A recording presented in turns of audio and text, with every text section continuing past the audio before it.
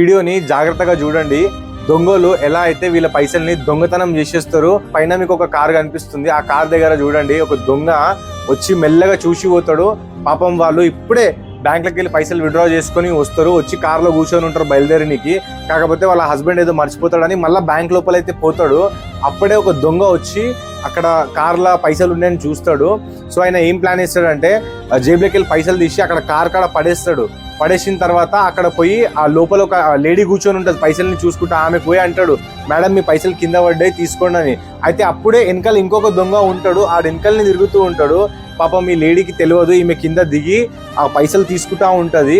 ఇంకొక దొంగ వెనకాల నుంచి వచ్చి, మీరు వీడియోలో చూసుకోవచ్చు, వెనకాల నుంచి వచ్చి ఆ పైసల్ని, ఆ కార్లో ఉన్న పైసల్ని తీసుకొని దొంగతనం చేసి అక్కడికి వెళ్ళి వెళ్ళిపోతాడు. ఇలాంటి దొంగలు ఎట్లా స్కామ్ చేస్తున్నారు పాపం పబ్లిక్వి. వాళ్ళవి ఏదో కష్టజీత పైసలు ఉండొచ్చు, కానీ దొంగతనం అయిపోయాయి. మీరు కూడా